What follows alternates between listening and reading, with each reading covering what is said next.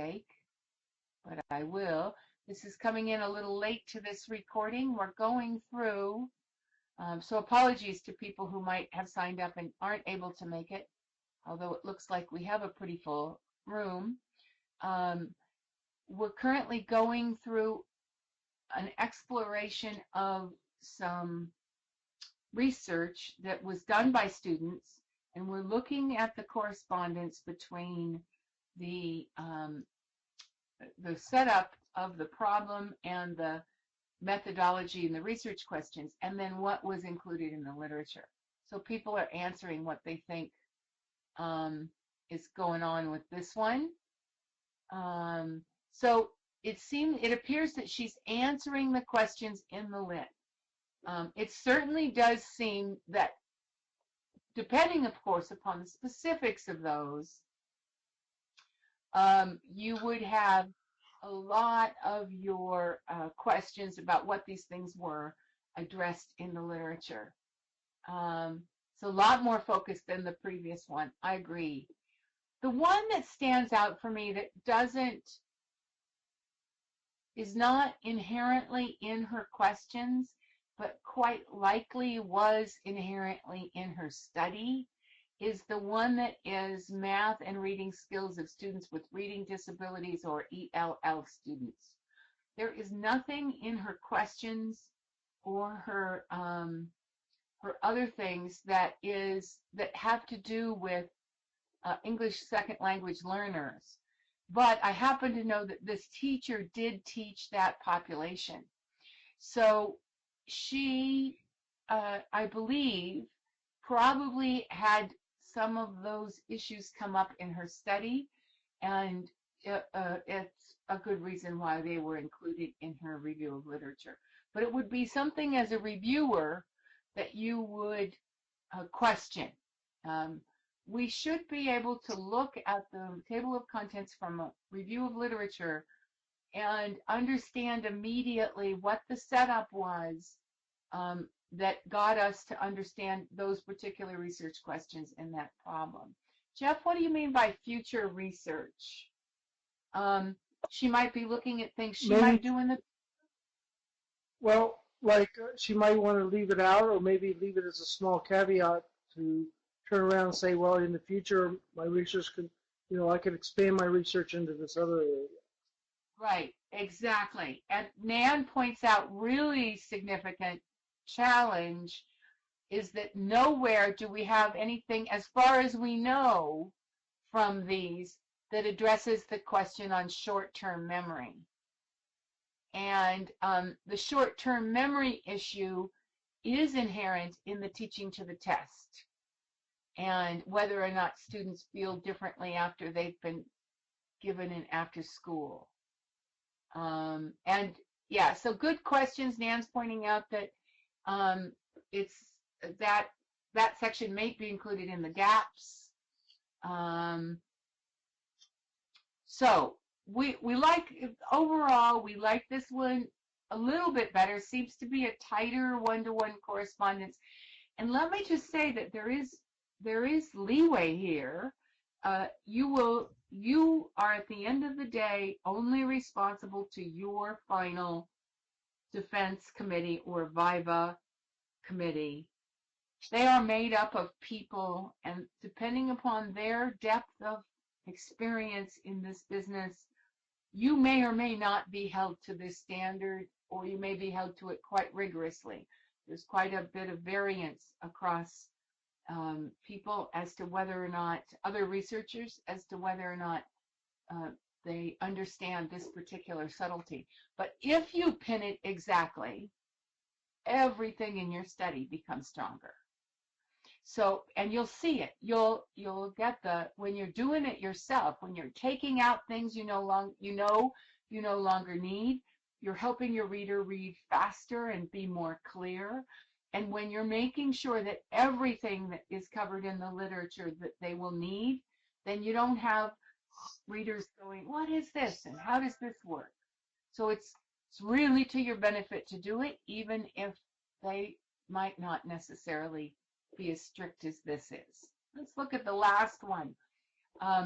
This woman is in the business arena, and she was at a university, and what they wanted to develop a certificate on reverse logistics, which is when someone notices when you send a product out into the field and then it gets returned, or it needs to come back and be broken down or whatever. Those are reverse logistics, and it's a huge problem uh, environmentally, and other ways. So her university was looking at making a certificate, building a certification program around it, and that was her situation, and her question, overarching question, had to do with what are the factors influencing the development of a reverse logistics profession. Now, her research pinned on one seminal work which talked about what was needed for instruction and curriculum. So she took this idea of instruction and curriculum and she divided it into 4 basic questions based upon that seminal work. And they were, what goals and objectives should a reverse logistics professional certificate certification seek to achieve? What topics or subjects should be covered to accomplish the goals and objectives? How can the topics and subjects be organized to effectively achieve the goals and objectives? And how will the goals and objectives of a reverse logistics professional certification be assessed? So those were her 4 questions, overarching questions. And she had a 2-phase study.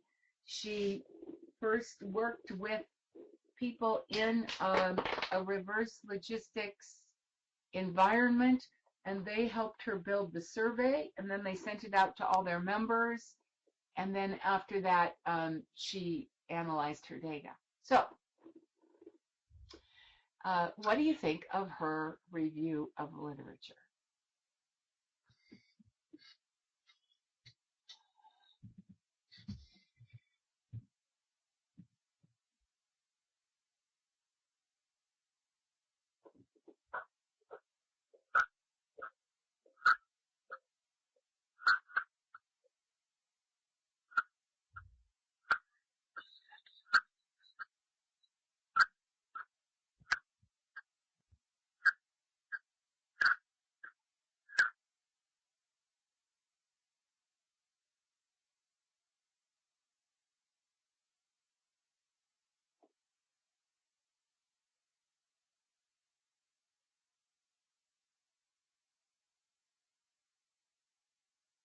I chose this one because it's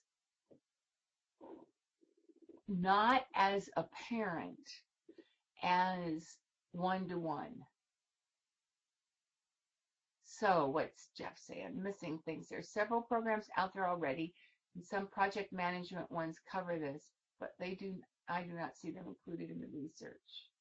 Okay, so the first thing she does is she takes apart professional certification and tells us all about the environment in which this certification will sit. And Jeff's not sure she covered everything. And she looks at other people's certification and what they cover so that she can then say, all right, it's like holding up a mirror. These are all the things out there. Are these the things we want? To what extent do people who've gone through these trainings feel that these are the right goals and objectives, etc.? What's the point of the whole academic programs? Undergraduate degrees, graduate degrees, doctoral degrees. Why do you think those things are there? And do you agree that they should be there?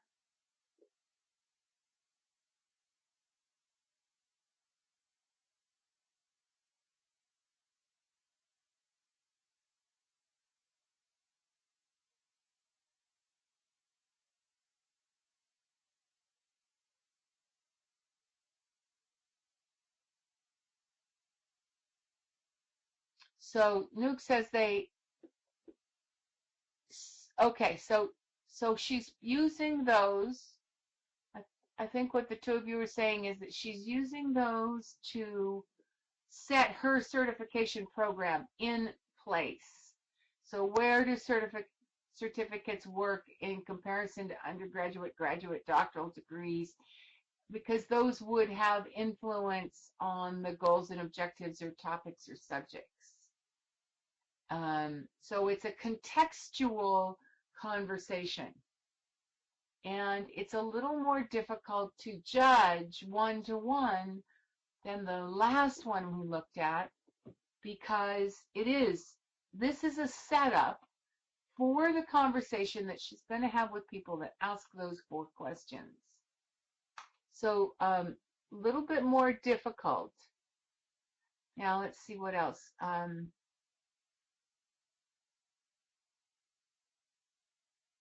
We don't know whether or not, as Torek points out, we don't know whether or not this, in the existing programs, is there gaps that the existing programs are setting up that justify this program. It's not clear. She doesn't have gaps in the research. And maybe it's not necessary because she's quite pragmatic in that I think her university wanted her to study. So she had stakeholders that wanted her to study kind of the field of certification and the field of reverse logistics. And maybe she didn't need a gap because they were already deciding they were going to go ahead. Oh, that's good. Her first bullet point does talk about different certificates, so they should be included. Yep, I'm in agreement. Okay, so generally, I think we like this, but it isn't perhaps as one-to-one as the last one, but we think it probably was suitable. Do you guys agree in general?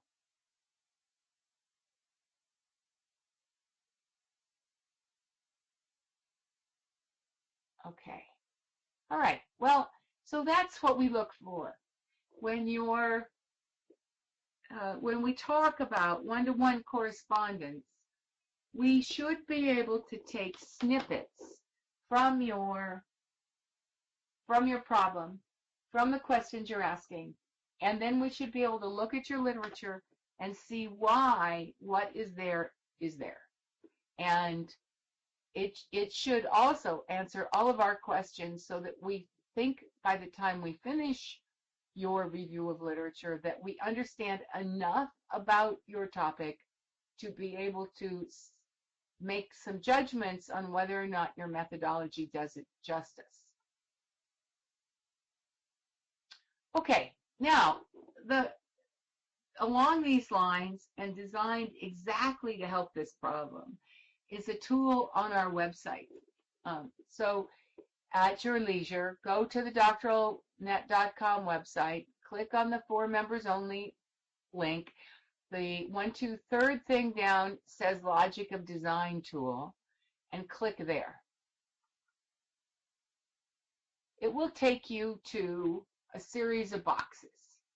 And the tool was designed to be worked on as an interview process, so I use it a lot when I'm working with a student, so that we can actually test out whether or not there is a solid logic behind all of the ideas.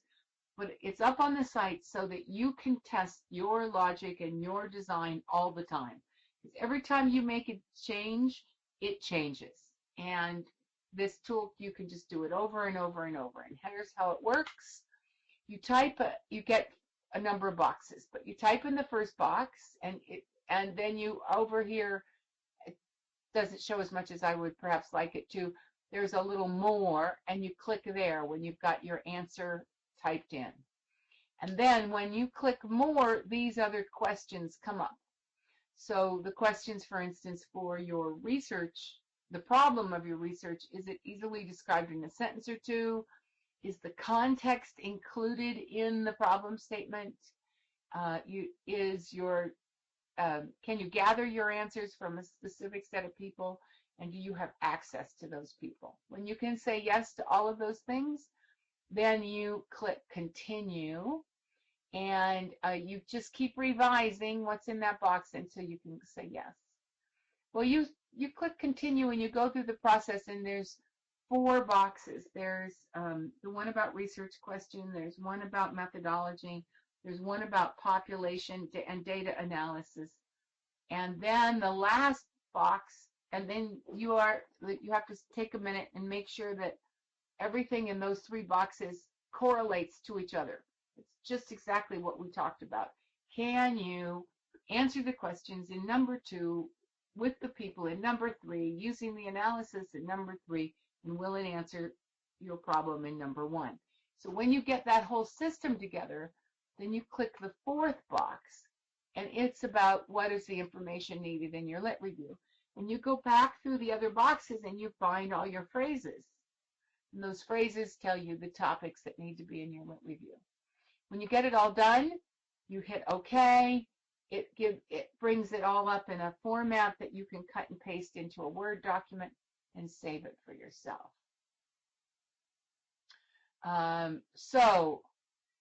It is, thank you, KM. It is a great tool. It's one of my favorites. I've had a number of students, when it works for a student, it works really well. And it's something that people use over and over again. So it's there for you. Not all of our automations are open to the general public, but this one always will be, because I'm just happy to be able to offer it. Now, let's talk about literature then when we get to the defense or viva. So this is when you have prepared your writing, and now you're turning it into your supervisor, and then your supervisor will pass it on to your committee, which is different in different parts of the world. So for instance, PORIC will, I'm assuming that PORIC, that your setup is similar to those in Ireland, and your supervisor actually doesn't have anything to do with your committee. Once the supervisor signs off on it, it goes to the committee. The committee's made up of 2 people who have never seen the work before, and a chairperson, and the 3 of them look it over, and the viva is most often the student having conversation with the 2 people about their work, and the supervisor, if they are in the room, is taking notes for you. So in the United States, you'll more likely see the supervisor be the chair of the committee. But in both cases, whether or not you're just going into your proposal or you're doing your final defense, we should consider what has to happen with the literature in order for you to pass this hoop. In the early stage, your reviewers are going to want to see what literature choices back up your topic. And they should be recent choices. So they're not going to be happy if you're trying to study a topic, and this is unfortunately a student that I'm aware of is now, it's taken a very long time to finish, 5 or 6 years, and her topic was homework and changing demographics in schools, and Latino students having more difficulty with homework in the majority school setting. Well, that was a topic of interest a while back, but it's not so much a topic of interest now in the literature, and she is having difficulty backing up her literature in a modern way. So we're going to need to see that you have literature that backs up your topic, choice of topic, that people in your area, your field of interest, think it is a good topic. Useful there if you have some other researcher who suggested you do this to fill a gap that they saw at the end of their research. So that's the way literature is looked at. Second thing is looking through all the literature. It's very useful if you have a conversation about what gaps exist, especially if and to the extent that your literature fills a gap. And then finally, the literature should show related research. even if it's tangential to what you're doing. Anything that's going to be studied in your questions.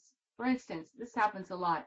Students ask, what is the perception of such and such, or what's the motivation of such and such, but they have nothing in their literature that lets the reviewer know that they understand perceptions or motivations at all. So whatever words you're using in your research questions, consider those as topics that your reader is going to want to know about before we can properly judge your methodology. Now, when it comes to the final, then you've gotten that basic stuff done, but now you have some extra things that you need to do. One is that your final work, your findings, your discussion chapter needs to wrap the literature back into the topic. So you've gone through you've collected data, you've analyzed data to answer certain questions. You've then outlined the results of the data to those questions and implied what they mean. At that point, you also need to discuss how the implications of your data analysis compare or contrast with previous research, and that research needs to have been in the literature so that you can refer back to it. And then you need to be really clear about the significance of your work in the field of your study. And your literature can often help with that, especially if you are filling gaps that some other person has pointed out. So that shows up again in your significance section. That's pretty much my song and dance for today. Those were the things I thought were those 3 points I thought were going to be the most helpful. And so now it's your turn to share. I don't know some of you, so I don't know how this fits with things you're actually working on.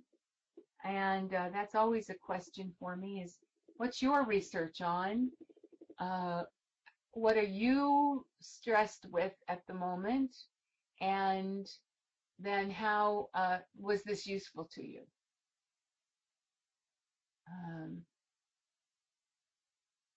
So Nan says she's going to use the logic tool. Rumpali, KM, was this useful to you? Does it fit in what you're needing? Up-to-date literature it's such a hot topic for some universities. You almost want to do an advanced search and make sure that the literature you're looking for is in a certain date range, and that because we can get if we look at books, books are often seminal work, and so they're excellent, but they don't help us choose a topic if being current is part of the topic choice needs of your university. So I don't know if it helps, Nan, but you might look for general topics in your perusing a library with some date ranges in it.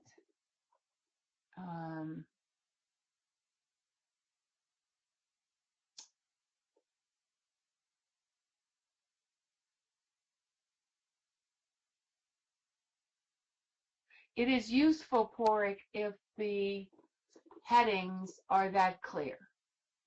It is really useful. When I review award-winning dissertations and theses, I can cruise through the whole thing by going through the headings.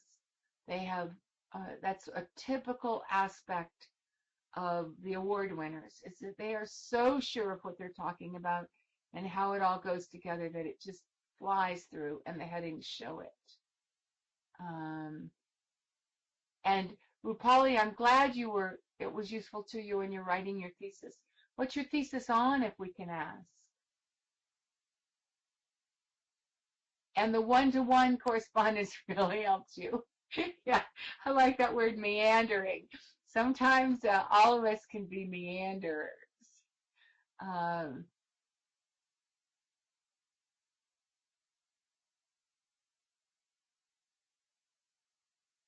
oh, it's interesting, KN.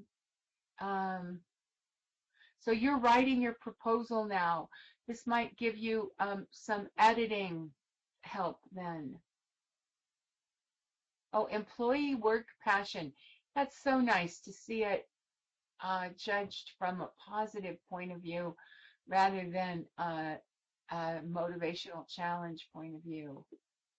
Um, oh, Rampali, this would be seminal work because he's older, but um, are you familiar with the later work of Abraham Maslow when he worked on self-actualization? Ah, fantastic, isn't it? Just fantastic work. He's one of my favorites. We should all be, and then of course I bet you're using Csikszentmihalyi and Flow. That would, yeah, that would probably, those, I love that whole body of literature. I think the whole idea of passion in our lives, of self-actualization is just so worth studying. And the positive psychologists have done a very good job with it. Okay, it's getting to be that time when we'll open it up for just general questions. We have 10 minutes and you can ask anything about anything. And we'll be fine. But there are some upcoming events, and I've given you some click-throughs if you're interested. Wrote a blog this morning about preparing for summer. I find summer very challenging for the students that we help because there's so many distractions possible. And if you haven't done as much in your spring as you'd hoped for, and your pace has slowed down, summer can be so challenging that it causes people not to go forward.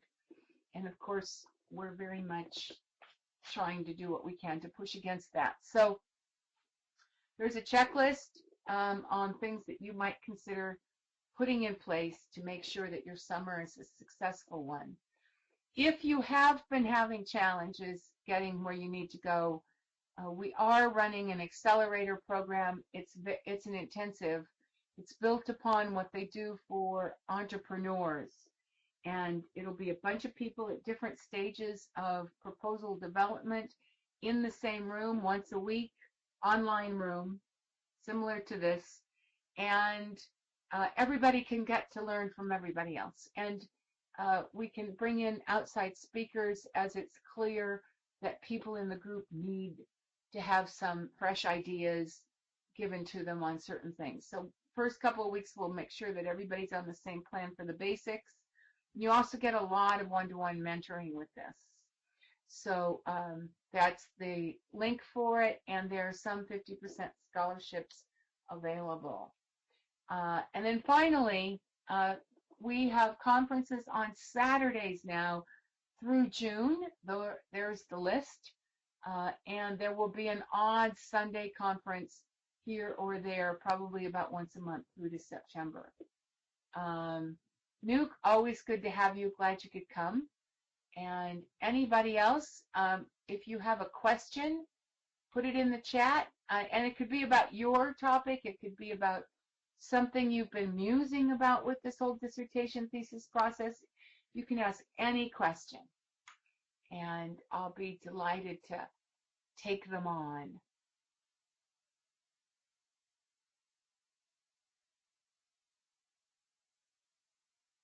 And you can also turn on your microphone because we can talk as well. So whatever works for you guys, let me know. And just the 1st of May, so you will have, if you are DoctoralNet, hope you're all DoctoralNet registered members. I know some of you are finishing faster members as well.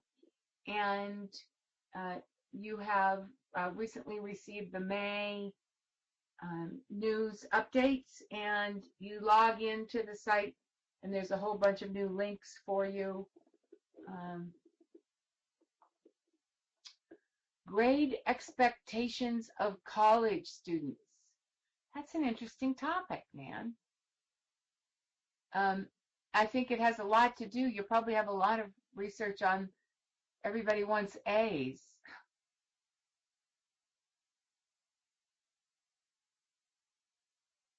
The lit is small. Have you looked at um, literature towards the online learning? Does that help at all? Um, distance education? It's funny it isn't discussed. Is it enough? Oh, yeah, probably more interested in. Do you have enough lit to make it work?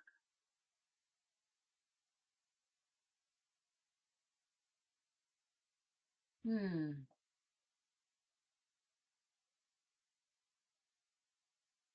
Okay, Pork asks about lit and recent versus seminal works.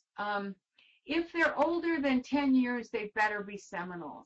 I mean, really, more than classics, the pieces that everybody ties back to. You have to know those. But generally, uh, the, our universe is changing fast enough, and we're cranking out research so much that for a topic to be considered a valuable topic to your field, and that's the reason it's a challenge, Nan, is if nobody else is studying it, it's less than convincing it's valuable to the field as a whole. So, so I would say, Park, you're looking at 90-10, um, even 95-5. Um, now, Nuke's suggesting something about grades in the long term. Nuke, do you want to jump in on that one so Nan understands what you mean? Well, what I was thinking was, I was just reading an article in the paper the other day, I think it was New York Times, where they were talking about students who complete college, uh, students who do not complete college are missing out on $800,000 earned income over a lifetime. So I was thinking maybe she might want to look at something like that on how students who don't complete college, or how grades, if they're, you know, low, how that would compare, how they make money in comparison. Like A students might make more money, or B students make a certain amount. I don't know if there's level or research out for that. Well, there's a ton of completion and retention is huge in the lit right now. Because at least as in developing, yeah, no, I could say it's huge in the lit. The federal government's really pushing on universities.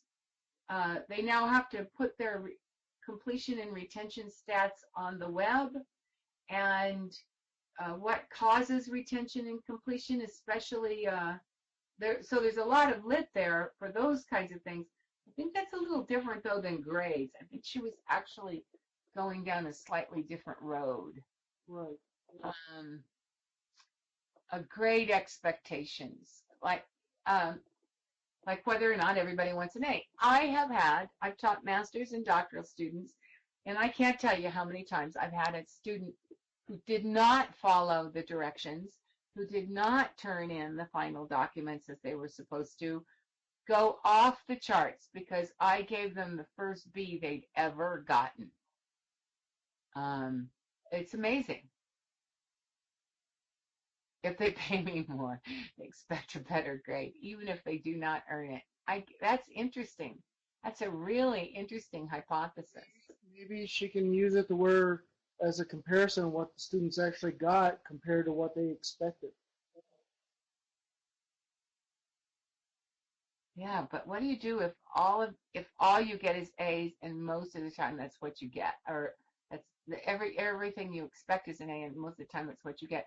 I mean, clearly these students were expecting nothing but A's, no matter what they got.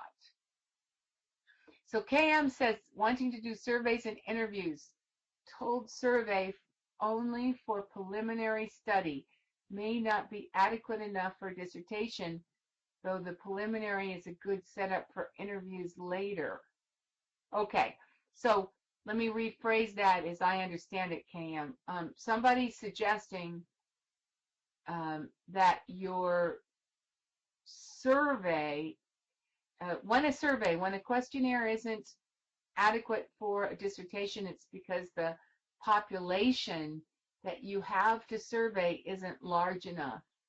Because certainly we can use survey instruments for large populations, like say the census, and it's plenty good enough in large data banks. So that makes me suppose that you're talking about surveying a small group and then doing a mixed methods, what Creswell would call exploratory or explanatory mixed methods design using survey data and then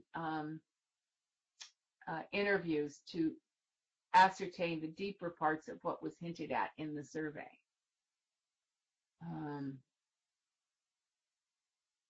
So I think that's what you're referring to. Did I hit it on the nail? Good. Okay. Interesting process. A little difficult depending on what part of the world you're in. That particular form of mixed methods design is a little tricky right up and really read. I'm assuming, hopefully, that you're well acquainted with Creswell's recent qualitative, quantitative mixed methods research book, because he does a great job, I think, of laying out how big is a good response or sample. Depends on your population. It is Nuke did a quantitative study, and he wanted 200. Nuke, how many did you get altogether? I will. I'm going to use you forever as the man. Realistically, we were actually looking to have a size. My research was corporate social responsibility in small businesses, and we were focusing originally on an employee companies with employee size of 5 to 9, which came to like 1,218, 19 businesses.